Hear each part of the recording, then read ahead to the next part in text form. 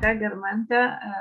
Labai aš tau iš anksto dėkoju už tavo drąsą ir pasiryžimą ir ne tik už dalyvavimą labai ilgame kelyje kartu ir bendradarbiavimą, bet, kaip ir minėjau anksčiau, už tavo ryžtą ir pasiryžimą keisti. Na ir svarbiausia, kad tu išdrįsai drąsiai apie tai kalbėti ir ne tik tai, kad asmeniškai su manim, bet paskatindama kitus drąsiau kalbėti apie savo finansus, apie problemas. Tai labai džiaugiuosi ir didžiuojuosi tavim. Tai galbūt šiandien plačiau ir kitiem galėsi pasakyti vis tik koks tas kelias, kas tave atvedė į mano finansinio praktinių mokymų programą Visada pakanka, kurioje mes draugavom 3 mėnesius. Pasiekėme labai tikrai akivaizdžių rezultatų.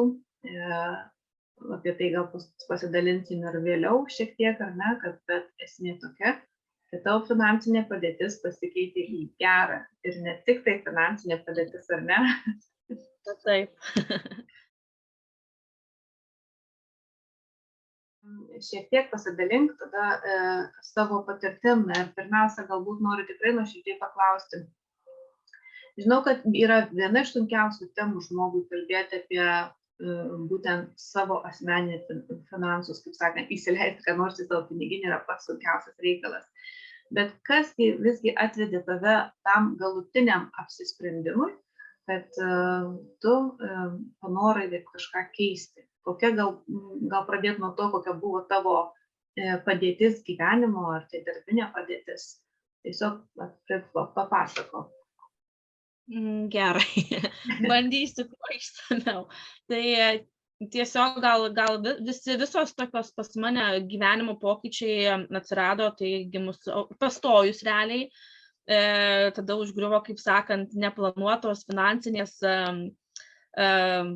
kaip net, realiai aš praradau darbą. Kaip aš dirbau tuo metu auklę, jie sužinojo, kad aš laukiuosi ir jie man atsisakė paslaugų, kas automatiškai planuojant vaikelį buvo neplanuojama, kad aš liksiu be pajamų, o kaip žinome, vaikus auginti šiais laikais kainuoja ir tai yra brangu. Tai automatiškai gavosi, kad tada mano šeima pradėjo, kalbėsiu labiau gal apie save, tiesiog aš pradėjau į turėjau tuo metu vieną kreditinę kortelę, tada pasiėmiau antrą, kol dar nebuvo, kaip sakant, pati blogiausia padėtis, skubėdama, bėgdama įvykiams už akių. Tai tiesiog taip ir gavosi, kad ir gimus vaikučiui buvau dekrete, nedirbau beveik porą metų ir nedirbau, nes norėjau pati auginti vaiką, tai automatiškai tas gavosi, kad finansai buvo išlaikymas ant vyro, o pati irgi turėjau finansinių įsipareigojimų. Tai kaip sakant, ko pasakoje, aš lindau į minusus, apie juos nekalbėjau, apie juos praktiškai negalvojau, nes, kaip ir jūs minėjote, tai būtent tai yra labai opi tema ir žmogui žinoti, kad jis yra finansiškai nestabilus, tai yra pripažinimas ir atverimas savo kaip ir silpnybės ir tai yra savotiška gėda, kad tu suaugęs žmogus ir tu nesusitvarkai su savo finansais. Ir mano kaip ir planas buvo pradėti daugiau dirbti full time, pilnu etatu, kai vaikas pradės eiti į mokyklą. Anglijoje jie pradeda eiti 4 metų. Tai kai pradėjo eiti, taip ir gavosi, kad aš atsidūriau All Financial kompanijoje, kurioje, kaip sakant, atsirado potencialas man neblogai uždirbti. Aišku, tie pirmi metai buvo tokie apšildomieji, aš tikrai neuždirbau kažko tai wow, bet vėlgi nemokėjimas tų planuotis pinigų ir man labai patiko, ką aš iš jūsų labai tą įsisavinau, tą posakį, kad jeigu žmogus nemoka elgtis su 100 svarų, jis nemokės elgtis nei su 1000, nei su 100 000. Tai realiai, aš manau, tai ir buvo mano gyvenime tavo problema, kad aš nemokėjau elgtis su pinigais, aš neskaičiavau, aš nesiplanavau, aš neatsidėdavau. Mano tiesiog, aš visada galvodavau, aš neturiu pinigų. Tai buvo tiesiog tas. Aš gyvenau nuo algos iki algos, ką reikia tą nusiperku, ar net ir ko nereikia, tiesiog, dabar yra korteliai pinigų, tai paimsiu. Ar net ir tas pats įimamas į overdraftą, tiesiog, dar bankas leidžia imti, tai dar imu. Net ne tai, kad aš galiu, net tiesiog tu perki tai į skolą, tai vadinasi, tu negali net savo to leisti, bet tu vis tiek, kaip sakant, leidi. Aš manau, gana buvau ir emocionali pirkėja vėlgi. Ir tas vėlgi pasakymas, kad aš negaliu savo to leisti, tai yra irgi labai pačiam skausminga, kad tu neturi, tai aš manau, taip, ir dėl to aš manau, būtent mes matome ir toj pačioj socialinėje erdvėje tų labai daug blizgančių žmonių gyvenimų, kur nemanau, kad jie visi tai blizgiai gyvena, tiesiog mes dažnai save reprezentuojame daug geriau, negu kad mes realiai turbūt gyvename. Tai žmonės bijo to nepritekliaus, bijo apie tai kalbėti, bijo, kad bus išjuokti, bus nepripažinti draugų ar šeimos galbūt netgi. Realiai aš ir pati būdavau, aš neidavau gimtadienius, aš atsisakydavau, nes aš neturėdavau už ką nupirkti dovanos. Bet aš nesakydavau, kad aš neteisiu, nes neturiu už ką dovanos. Aš sugalvodavau priežastį, kad kažkas atsitiko, dėl ko aš negaliu. Ir aš labai blogai jausdavausi, nes aš turėdavau praktiškai kaip ir meluoti, ko aš labai nemėgstu. Ir automatiškai blogai jausdavausi, kad dėl to aš žinojau tikrą priežastį, dėl ko aš negaliu. Ir man tai buvo labai emociškai negerai. Kai tu minėjai tokį žodį, jau teisi nepilnavertiškas žmogus, nes tu negali net į savo draugo gimtadienį nueiti, ar ne? Tikrai labai čia nuosekliai ir skausmingas tokias atveri ne tik tai savo, bet tikrai daugumo žmonių problemą, ko kiti bijo pasisakyti garsiai, tikrai bijo pripažinti, o tu taip pat tiesiog išdėstė, kaip sakau, tos kertinius skaudulius, kas kiekvienam žmogui yra svarbu, tik tai jis nesiryžta kalbėti. Na, gal taip jau 100% nesakysiu kiekvienam, yra žmonės, žinoma, kurie puikiai valdo savo finansus, bet kartais užsisuka tam rate, ar ne, kada, kaip ir tau sakė, atsitiko taip, kad pirmiausia, netekai darbo ir ne dėl to, kad tu nenorėjai dirbti, bet dėl to paprasčiausia, kad gyvenimas atsitiko, kaip aš sakau, ar ne, laukėsi stebuklo, laukėsi kūdikėlių, štai tu praradai darbą ir neturėjai jokių saugumo garantijų nei iš valstybės nieko. Ir tu čia Anglijoje, kiek suprantu, 15 metų, jeigu nedaugiau, ar ne? 20 bus. 20 metų bus. Taigi, kaip sakau, kad ir po tiek metų vis tiek dar negalėjai sakyti, kad tu esi saugi, kadangi nei socialinių garantijų niekur, ar dirbant pas privačius žmonės, jie nemoka tau vaikų auginimo atostogų ir taip toliau ir panašiai.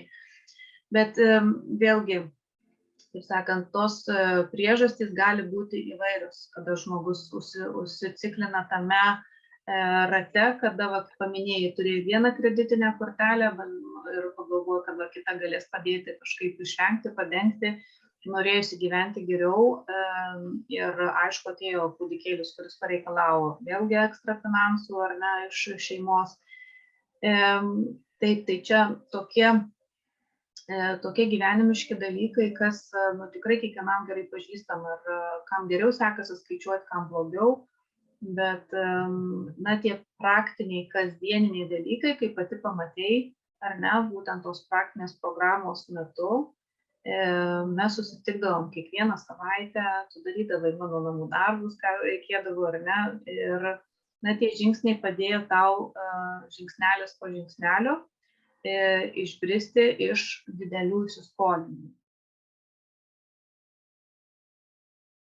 Tai kiek laiko tęsiasi tavo tas skolų maratonas, kada jos augo ir augo, jeigu gali paminėti? Praktiškai aš sakyčiau apie 5-6 metai. Tai tęsiasi apie 5-6 metai ir, kaip ir sakau, aš apie tai nelabai ir kalbėjau, plus neturėjau kažkokio labai ir pavyzdžio, nes vėlgi kaip dabar pati ir matau, kad nei mano mama moka elgtis su pinigais, nei kitos kartos, tai tiesiog to ir neturėjau galbūt ir pavyzdžio ir tai aš praktiškai grimzdau gilyn paskutinius beveik 6 metus. Ir kaip sakei, tai pradėjo netgi šiek tiek ir santykiai šeimoje ir ne blogėti dėl to, kad nėra pinigų.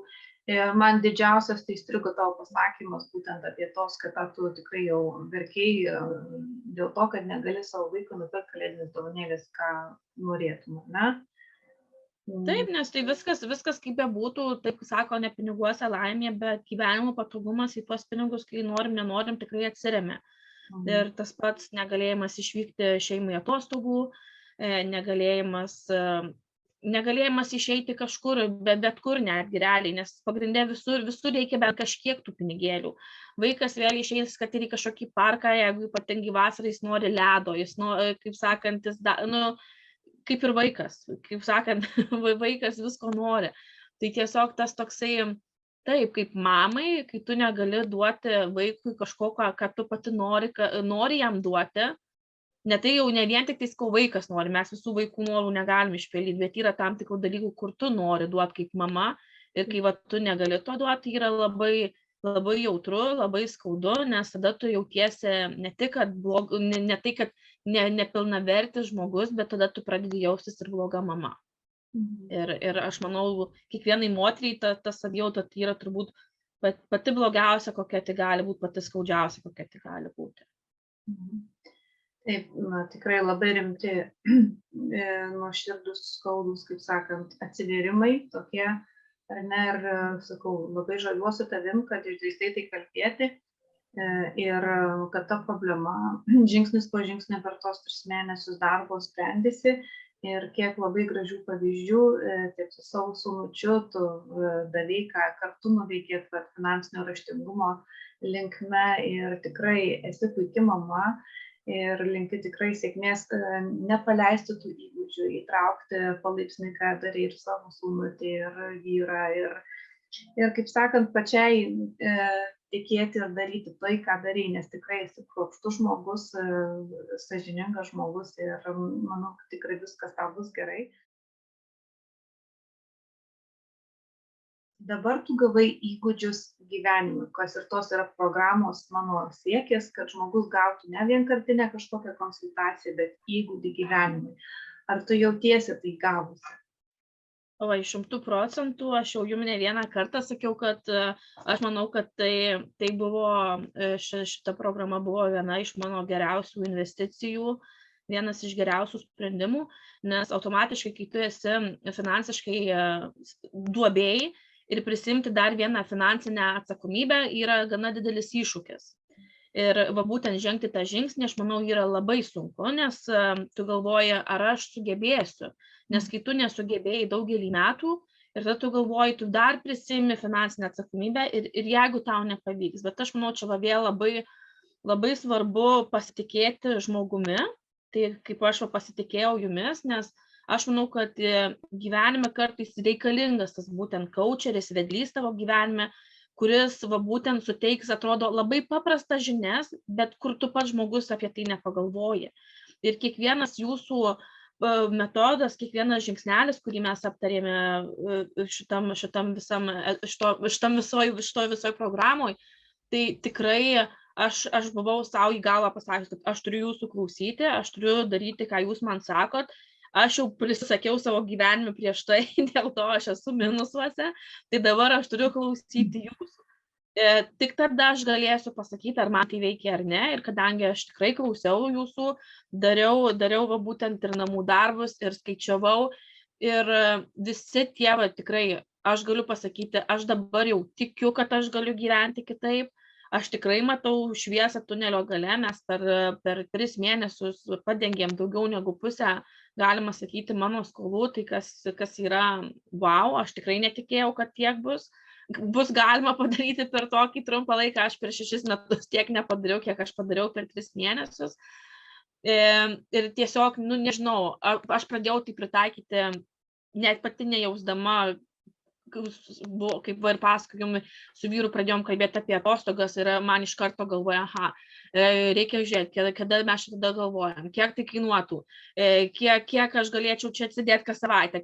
Aš supratau, kad į mano galvą tas įlindo, kad reikia planuotis, tai aš išmokau planuotis, organizuotis, skaičiuoti, susijungti su savo finansais, nes vėl su tom kortelėm mes, kaip sakant, švaistomės ir mes neapčiuopiam, kiek ten toj kortelėje, ar tiek, kaip sakant. Tai tas va būtent tikrai pati programa man labai daug padėjo. Aš dabar jaučiuosi ir saugesnė, aš nebijau rytojaus, nebijau taip jokių tų netikėtų problemų, kurių aš taip pat sulaukiau programos metu, kaip sakant, tų tokių skaudulių ir neplanuotų išlaidų ir jų periodu aš neįlindau nei biškio į minusą. Tai va man tas buvo vėlgi, kaip sakant, kad... Čia, kad būtų aiškiau, galbūt kas klausys, o tiesiog paaiškinsim, kad dirbi self-employed, tai reiškia savo verslas, ar ne, ir priklausai nuo mokamų komisinių. Tai reiškia, vieną savaitę jų gali būti, kitą savaitę gali nebūti, tai yra vienas faktorius. Ir, kaip sakyt, buvo tokių netikėtų dalykų ir netikčių. Na ir šventės, aišku, pačios kalėdos. Ir tada, kada žmogus nedirbi ir nori pailsėti ir praleisti gražių šventes, tai taip pat, aišku, tų pinigų neateina iš šalies, tai reiškia, uždarbio negauna. Taigi, programos pagalba, praktikos ir visų darbo kartu. Pasakysiu taip, kad savingo akantą, kai mes pradėjom dirbti, buvo 36 centai, o po darbo, bent jau po 3 mėnesių, kai kam gal skambės nedaug, bet mes turime jau rezervę 700 svarų. Plius minus, ar ne? Ir kada susidėlioja viską iš anksto, susiplanuoja, ar ne, pagal tuos 5 praktinius žingsnius, ką mes pasakėm, ar ne, tada ir nebaisi, kaip sakant, ir ta, na, sakykime, liga, kaip ir gyvūnėlių reikia už 200 svarų nupirkti vaistų, jeigu tu sėdi minus ir pas tavę sąskaito nėra einamojų pinigų, tai tai yra labai didžiulis iššūkis, kuris dar labiau smūgdo ir emociškai, ne? Tai tuom tikrai labai didžiuojuosi, kad tu vadovavaisi tais praktiniais žingsniais ir kad priėmei atvirą širdim tai, ką reikia daryti. Skolos mastu vėlgi, pati gal pasakysi iš tikrųjų, kad tiek, kiek atiduodavai skolai, tai tu gali susitaupyti savo svajonių namo depozitui. Kaip tau tas yra svarbu po šiandienai, nes mes susirašėm savo tuos finansinius tikslus, savo svajonių namas, mes turim deadline, ne? Pasakyk, kaip tau tas svarbu ir kaip netgi paminėti, jeigu gali, kaip tavo sūnučių tai yra svarbu.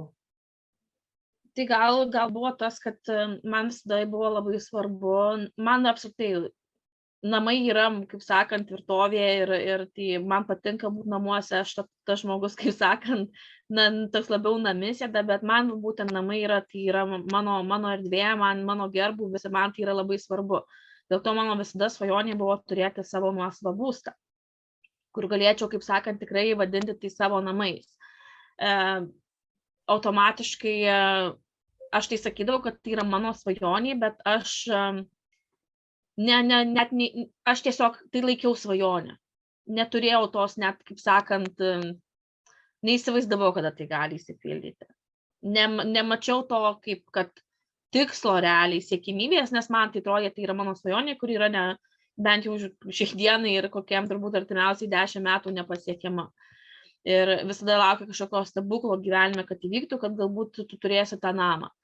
Ir realiai peržvelgus visus finansus, kai mes susidėliojame mūsų planą ir kai aš pamačiau, kad aš galiu po 4 metų, maksimum čia jau po 4 metų, galbūt tikėkimės netgi ir greičiau, turėti savo svajonių namus, tai man, kaip sakant, nežinau, ir motyvacijos padaugėjo ir, sakau, aš dabar tą svajonę matau kaip jau tikslą, kaip kad aš jau tai galiu pasiekti, tai jis yra ranka apčiuopiamas, aš žinau, ką man reikia daryti, kad aš jį turėčiau ir aš žinau, kad aš galiu turėti, jeigu aš seksiu tuos savo žingsnius, nes viskas yra, kaip sakant, viskas yra sudėliota, taip, lieka tik sekti, jeigu aš tai seku, aš tai turiu, tai dabar, kaip sakau, jau ne nuo stebuklų priklauso, ar aš turėsiu namus ar ne, bet jau nuo manęs pačios, tai va tas yra labai geras jausmas, kai aš galiu pagalvoti, kad artimoje labai ateityje 4 metai, čia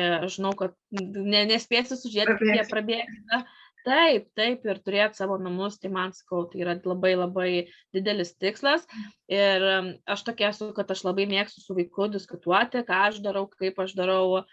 Tai tiesiog mes kalbėjom apie taupymą, jisai prisijungė apie taupymą, mes daugiau kalbam apie pinigus, ko mes anksčiau nedarydavom. Ir tas buvo, kad mes kalbėjom apie, aš jam rodžiau, kurį svajonių namą, kokį aš nupiešiau ir kad taupom namą ir mano vaikui tai be proto įstrigo ir jisai parėjo pats iš mokyklos nupiešęs ir lygiai taip pat mus visus ir svajonių savo namą ir jis netgi, mes būnam parduotuviai kažką pirktis, tai mama, bet tu taupai ant namo, jisai netgi mane irgi dabar kontroliuoja, palaiko ir jisai pats gavo iš tėtų pinigų ir paklausė, ar tu nori važiuoti į žaislų parduotuvę kažką nusipirkti ir jisai, ne, aš irgi taupau ant namo. Tai tas toksai, kad jisai pats nebenori leisti savo pinigėlių, jis pats, netgi kai mes darėm tą 2 savaičių challenge su juo, jisai man pats pasisiūlė vėl jį daryti. Tai jisai nori vėl sutaupyti, jisai vėl nori, kaip sakant, prisidėti. Tai va tas, kaip sakau, ir apskritai,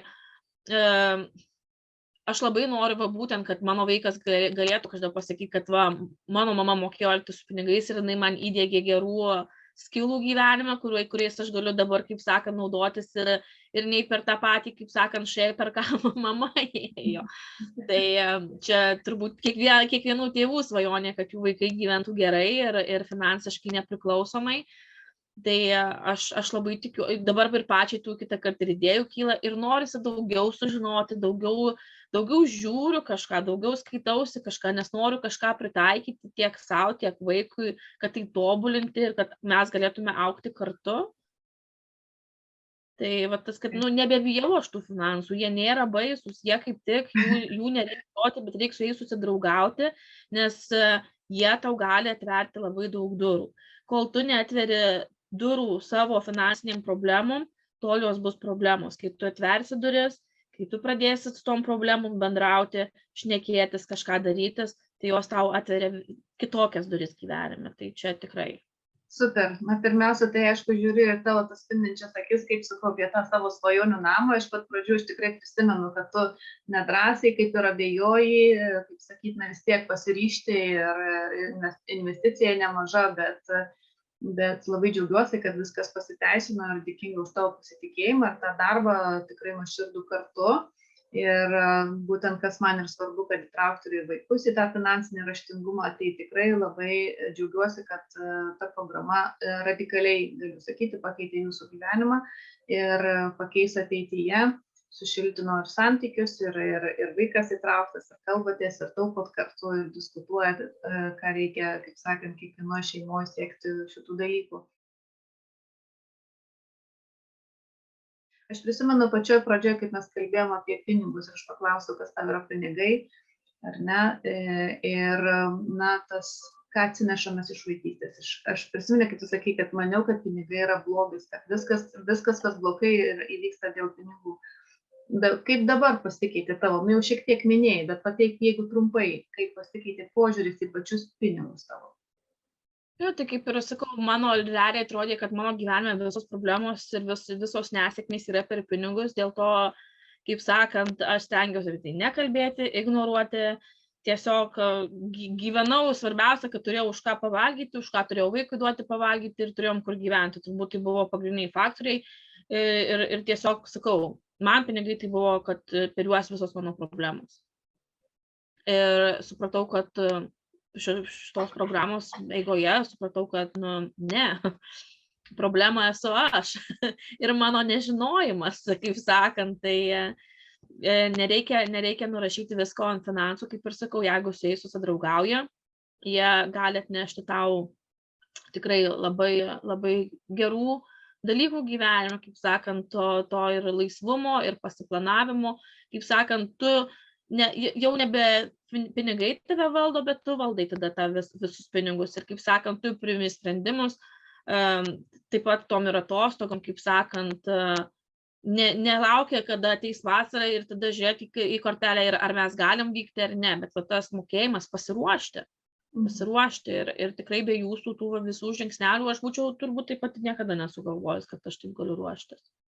Tikrai džiaugiuosi, kad tai praktinius įgūdžius ir jau, kaip sakant, jautiesi užtikrinta ir drąsi tuo, ką darai ir žinai, kaip tai daryti ir gavai tos įgūdžius ir toliau. Na, tik tai norėjau tave gal pataisyti, kad nesakyk, kad problema buvo nežinojimas. Žmogus pats nėra problema, yra tik tai nepakankamas žinių kiekis tam tikroje srityje, ar ne? O kur mes čia kiekvienas turim tobulintis, tai jau čia reikia, kaip sakant, pačiam ieškoti, atrasti ir svarbiausia norėti. Tai va, smagu, kad tie rezultatai yra apčiuopiami. Ir pabaiga dar tik tai pasakysiu, kad mano tos praktinės programos tikslas yra, kad išlipti ar įgalinti žmogų naudotis tais praktiniais žingsniais ir įgūdžiais, ne iš to, kiek tu uždirbsi, bet iš to, ką tu turi. Tai va, kaip ir tu minėjai pačioj pradžioje, reiškia, kad išmokti valdyti pirmiausia tuos savo mažus pinigus, tai galbūt tai 100 svarų, 500 svarų, kaip su jais elgtis, kaip juos žiūrėti, kaip atsidėti ir taip toliau. Tai va, mūsų susitikimas ir mūsų tas darbas būtų paremtas, ką mes žinojom, kiek va, tavo yra ta minimalios pajamos, visos ar ne, iš to, ką tu turi. Džiaugiuosi, kad dirbi, dėkinga tokį darbą, kada galima uždirbti daugiau ir, kaip sakant, tą svajonių namą tikrai gal įsigyti greičiau, ar ne? Ir tai viskas, kas ateina iš tavo didesnių pastangų dirbti, tai yra viskas tau tik tai pliusą, ar ne? Ir stebint mūsų kelionę, matėsi, kad ir tas ūpas darbų tau atsirado. Šiek tiek, aišku, pastiprinta, gal ir pamotyvuota ir manęs. Kasdieninis tos žinutės beveik ar ne motyvacinės irgi neleido užmiršti, kad aš esu šalia.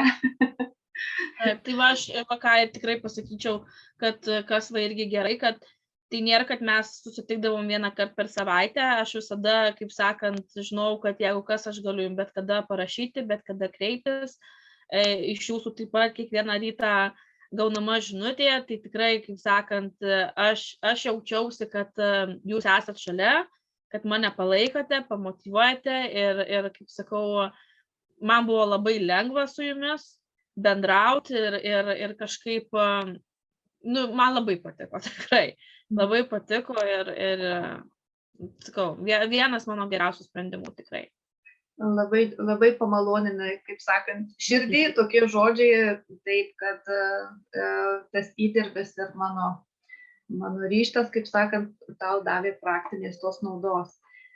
Na ir apibendrinant galbūt mūsų tokį bendrą darbą, aš nesakau, kad mes atsisveikinam, aš kaip ir sakiau, jeigu bus kažkokių, vis tiek žmogus yra kaip tie kalneliai, ar ne, jam būna up ir down. Jeigu bus kažkada bėda, žinai, kad galima man parašyti, bet kada. Bet džiaugiuosi, kad tas pasiektas rezultatas tavo mūsų bendro darbo metu tikrai yra akivaizdus. Tačiau puikiai suvokiam, kad be to aiškių gairių ar ne, be aiškios krypties ar, sakykime, kapitono, tai laivas dreifuoja ir nežino, kur jisai nusiblokš.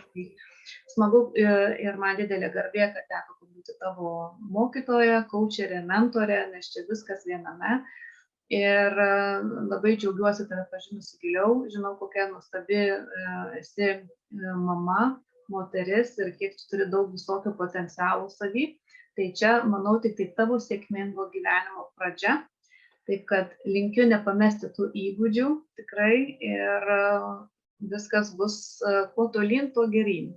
Taip kad motyvacijos dirbti, svajoti, nes kaip mes ir žinom, visos svajonės be veiksmų, jos tiesiog lieka svajonėm. Tai va, ačiū tau, Germante, kad pasitikėjai manim, ačiū, kad buvai darbštus mokinys. Ačiū.